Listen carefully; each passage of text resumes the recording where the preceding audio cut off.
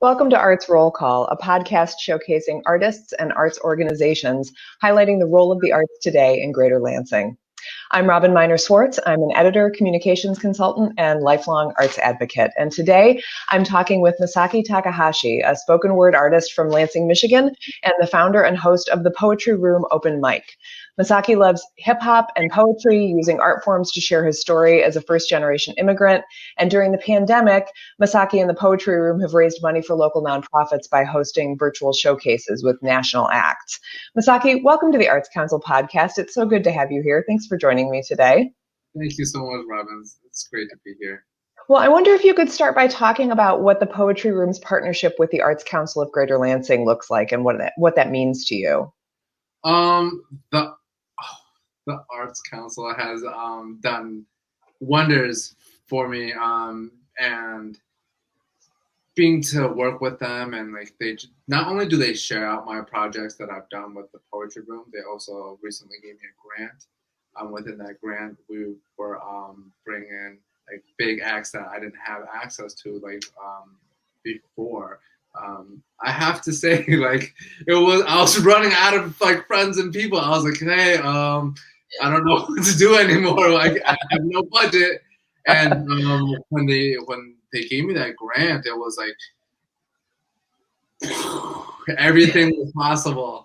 Everything was possible, and everybody was super excited because we had these like such great national acts, and they came in and they got to learn about the Lansing area and the Lansing talent. No more, I didn't have to pull off miracles anymore.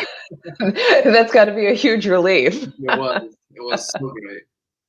Well, we're in the midst of National Poetry Month. I wonder if you could tell us about how you got into poetry and why Poetry Month is important to recognize on a large scale. Poetry for myself was cathartic, and it gave me a bit of an identity. Like as it said, part of my bio, I did like the whole rapping thing. At the age of 15, 16, I saw this freestyle battle of MC Jin on Freestyle Fridays on BET, and he won 7 straight weeks. And he became the first Asian American to have a rap, first rap solo artist in North America. And that inspired me to start writing. That inspired me in a lot of different ways to stand up for myself, and I started to write. So in a sense of like everybody needs an outlet. As a kid, I wasn't afforded therapy or any kind of like that, and then it was an expression. It became my identity. As I gotten older, I transitioned into like just poetry, and the reason it's important. In my time of workshopping, especially with high school students, you hear those stories that they don't share with everybody. And that's important to understand and let them know that they're not alone. Well, and I would imagine that style, that art form, is something that has become increasingly accessible to kids growing up, because like you said, you were seeing it on BET. There are these places that are elevating it in pop culture, in media. And so suddenly I grew up in the 80s, and poetry was just people sitting in rooms quietly with journals. That was not what it looked like. And so it seems so much more accessible now. It definitely is, and I will. I want to toot my own horn for a second. Please. Because when I started going around the open mics, I've been in this area for a while, and when you said you were doing poetry, people would be like, "Oh my goodness, poetry! No way!" Nobody wanted to hear it because it was usually musicians, and I knew how to work the crowd because I was in spoken word, right? And people think more like, oh, these like academics and these page poets, and no disrespect to them, but like they don't have a performance aspect to them. When you add the performance aspect, I remember going to Dagwoods into Jen Singh. Jen Singh had the most legendary open mic, and I was there. Dylan and the Loves were there, and I was like, I want to sign up because I want to like be part of this. Like it was everybody was so cool, and I was like, you know what, I'm gonna sign up. And Jen was like, no. And I was like, Jenna, I got it. I understand what you're thinking and how it usually goes, but let me give it a try. And she did, and it went really well. It went really well, and me, Dylan, and the Loves became really good friends, and then then everything just like kind of blew up from there. And for people who maybe aren't familiar with the Loves, that's the Lansing Unionized Vaudeville spectacle, right? Yes. Yep. Yeah. And they really, like, I feel like poetry intersected through a lot of what they were doing too, in terms of their performance. And I think because of them, because of the poetry room, because of the cultural scene in Lansing, it feels like we have a pretty vibrant poetry scene here. Is that accurate, do you think? It has definitely blew up. I think because I gotta give a lot of credit to Dylan, because Dylan saw it and he was like, I want you to do this. I want you to do this here. Because there wasn't a sense of a poetry room, poetry open mic. Mm-hmm. That was specifically for poetry, except for the Lansing Poetry Club. Mm-hmm. But the styles were very much different. And he saw that I come from like a world of slam. Yeah. And he was like, this is exciting. Let's get you on here. And it just took off. And I think he really believed in like that Lansing area and that we could grow this. Well, for people who aren't familiar with it, can you tell us a little bit about the Poetry Room? Like, what was your initial vision for it, and how did the Robin Theater become a part of it? So I was going to a lot of open mics, and sometimes people ask me to host. They're like, "Hey, do you want to be part of this? Do you want to host one?" Often I said no, because I felt like it got to a point where they're like, "We want you to do the funny stuff again. We want you to." And as an Asian American, often I felt like I was being pigeonholed, because at that time, the only Asian Americans that I saw on TV were like comedians, and I didn't want to be taken as a joke. And my relationship with Dylan grew, and he was my friend, and he opened up the Robin Theater. He had his friend Mike Lala come in, and he did a show, and he was like, "Hey, can you open for him?" And I was like, "Sure." I did my thing, and then it got a good response. And afterwards, he's like, "Do you want to do an open mic together?" And I was like, "Of course, let's do this." Because he was a great ally, and he gave me a lot of he gave me an opportunity that I'm forever grateful for. And when I say ally, is he never told me how to run things. He said, "This is your stage. This is your voice. You do what you think is best." I've made a lot of mistakes. I've messed up a lot. But he allowed me to. He allowed for those mistakes, and like he allowed me to bounce ideas off of him, and it was a safe space, and that was the collaboration that made the poetry room what it is today. That's really great. Well, you've created some successful events during the pandemic, which I think is a feat in and of itself. What has it been like to transition from live and that energy of the live events to these virtual events? And where do you see this going in the whatever's next phase of life? The first two events were horrendous. I'm not gonna lie. Thank you for your honesty. Oh my goodness, it was devastating, because April was supposed to be our biggest feature, because it was, and then the pandemic hit. So for years on end, I didn't tell anybody this, but I was trying to get this poet named Brenna Towie. Like, she's like my poetic crush, right? For years on end, I'm like, "Please come by, please." And she finally says yes. Then the pandemic hit. So we did it virtually. We had like 30 people like perform. An hour and a half event became like 3 hours. Oh my gosh. And she was great, and she stuck with us and all of that. But as each one, we learned to do a little bit better, how to actually use Zoom, and how to get our audio and videos better. And we turn it into a showcase. Instead of 30 people, we have 8. Wow. So it's an hour and a half. And we have these, what I learned from the first two was that like the world is completely mine. Like I play like, you know how they have fantasy basketball or football and you can have anybody you want? That's exactly what it was for me. Like I had my best friend growing up who lives in New York and he's an editor for Penguin Random House and he joined us. I have my these national acts and we don't have to pay for travel. We have my friends from the East Coast, the West Coast, and anywhere that I want. And the talent just escalated because I wanted to not only showcase Lansing, but I want Lansing to grow as well and like let them know like the world's pretty big. It's such, a gift to be able to shift in this virtual space and do exactly what you just said, that the expenses are completely reduced for something like this. The access grows. I mean, you obviously lose something from the live show vibe in some ways too, but do you see yourselves maybe doing some kind of a hybrid moving forward? I definitely do. I think I'll always be streaming somewhat. I love the live events because of like the community and just seeing everybody is so nice and I miss hugging. I don't know about Obviously. you. I was never a hugger, but until this poetry room thing, and like now I'm like I just want to hug everybody now.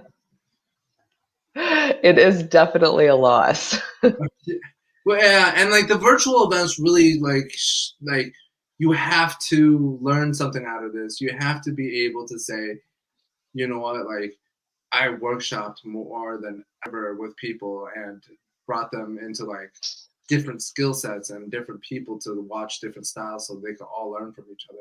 That way we all grow. Yeah. Yeah.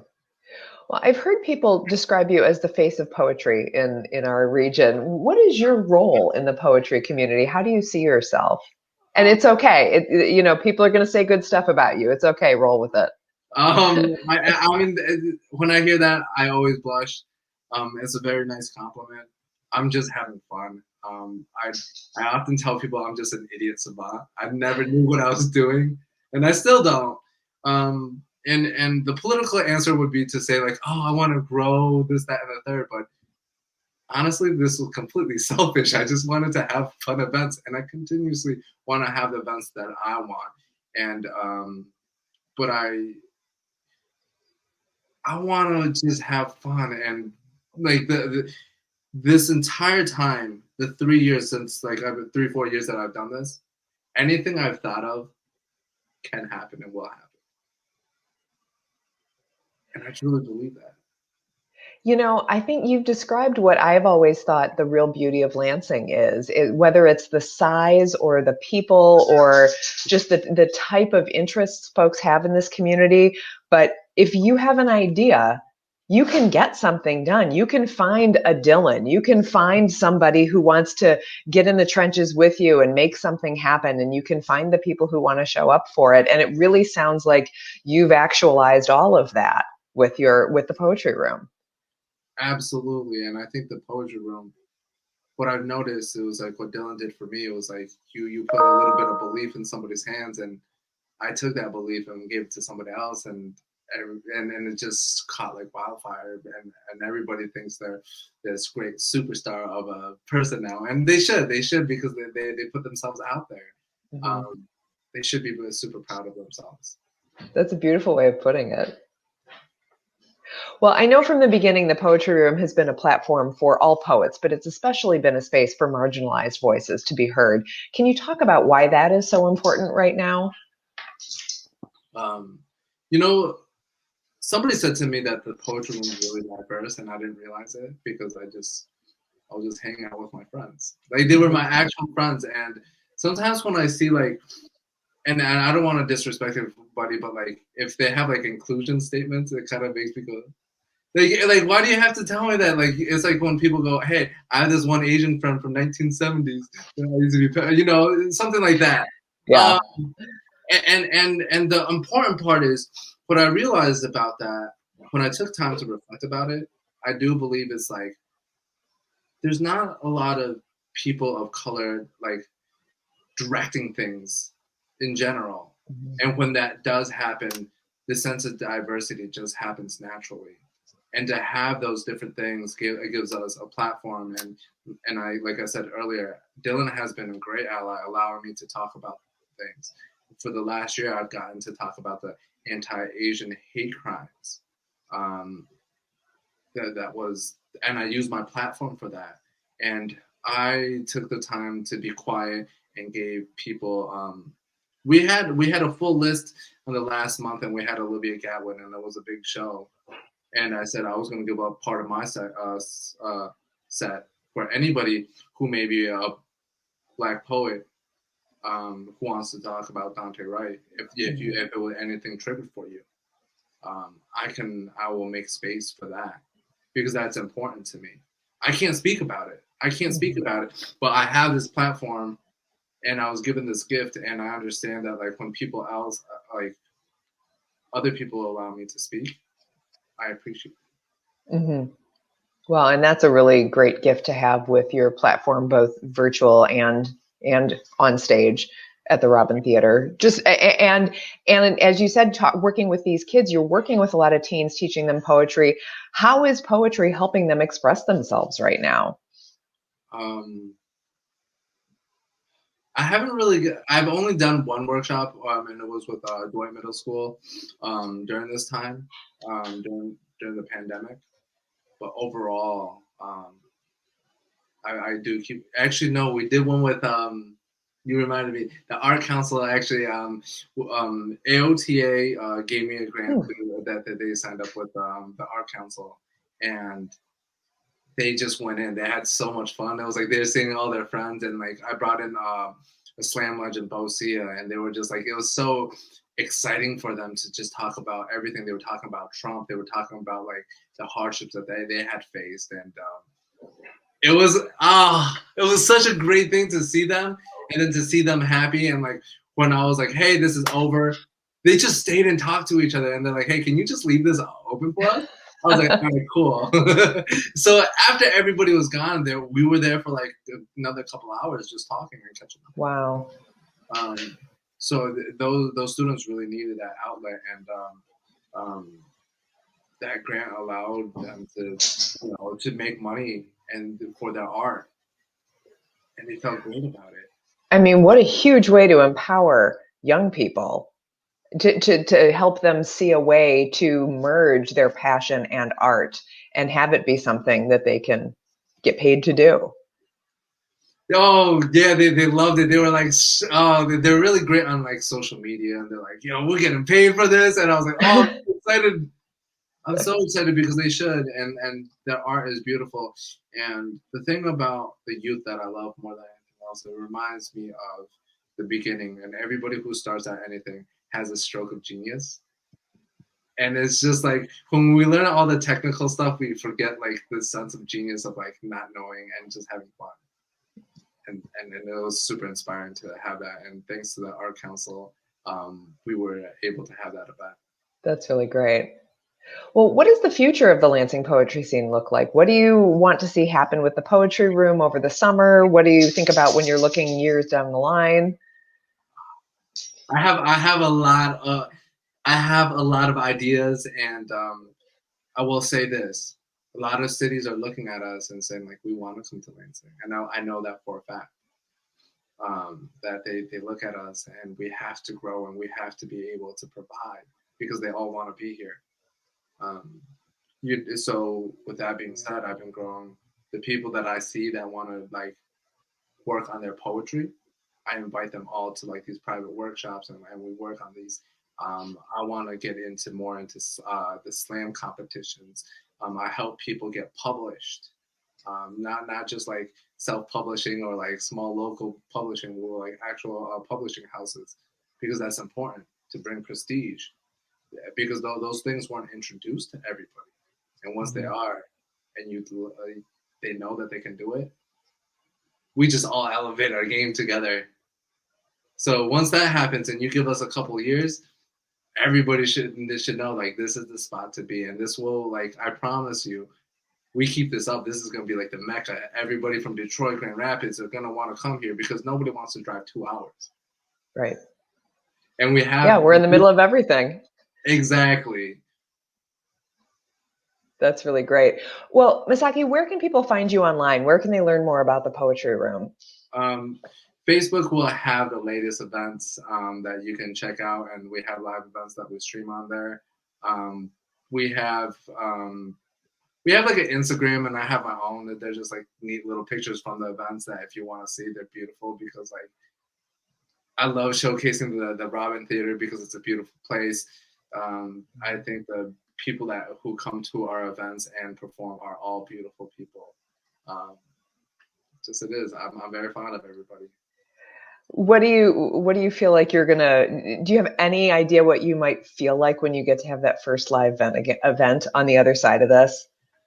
It's definitely going to be packed. I guarantee you that. We were already packed, but that line is going to go around the corner twice. And everybody's going to be super happy and like just make sure that we're all safe at that point. As many people like everybody wants to do events again, but I think it's like the safety of the people is the most important part. Yep, absolutely. Well, Masaki, thank you so much for talking with me today. This has been such an interesting conversation, and I wish you all sorts of luck in the future with the Poetry Room and the work you're doing. Thank you for that. Thank you so much. Yeah. This has been a podcast. This podcast has been a production of the Arts Council of Greater Lansing. To learn more about them, go to lansingarts.org. Thank you so much.